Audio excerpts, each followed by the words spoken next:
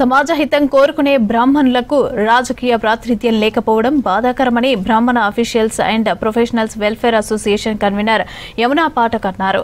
హైదరాబాద్ అబిడ్స్ లో బ్రాహ్మణ welfare trust తో కలిసి నిర్వహించిన సదస్సులో వివిధ పార్టీలకు చెందిన బ్రాహ్మణులు పాల్గొన్నారు.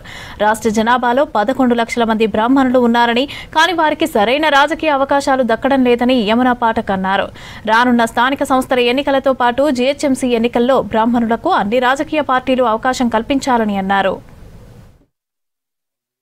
రానున్న రోజుల్లో జరిగే క్షేత్రస్థాయి నుంచి పై స్థాయి ఎన్నికలు అంటే ఇప్పుడు రానున్న రోజుల్లో మనకు వచ్చే సర్పంచ్ ఎలక్షన్స్ కావచ్చు, జెడ్పీటీసీ, ఎంపీటీసీ, అలాగే గ్రేటర్ హైదరాబాద్ పరిధిలో ఉండే మరి కార్పొరేషన్ ఎలక్షన్స్ కూడా కావచ్చు.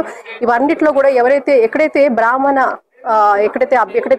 పాపులేషన్ ఎక్కడైతే ఉందో, అలాగే అదొక్కటే కాకుండా ఈరోజు బ్రాహ్మడు అంటేనే సమాజ హితం కోరుకునేవాడు, సమాజ శ్రేయస్సు కోరుకునేవాడు. కాబట్టి అలాంటి ఒకవేళ చక్కగా మన ఈ యొక్క ప్రాతినిధ్యం తీసుకొని సమర్థవంతమైన బ్రాహ్మణ నాయకత్వం వస్తే అందులో అందరినీ బహుజన హితం కోరుకునేవాడు బ్రాహ్మడు. కాబట్టి వాళ్ళందరి సమన్వయంతో, అందరి అంగీకారంతో కూడా బ్రాహ్మణులు ఈ రోజు ఒక ప్రాతిపధ్యాన్ని ముందుకు తీసుకెళ్లే పరిస్థితి ఉంది. కాబట్టి దీని అందరూ కూడా పెద్దలందరూ కూడా వచ్చి ఆశీర్వదించడం జరిగింది, సూచనలు ఇవ్వడం జరిగింది.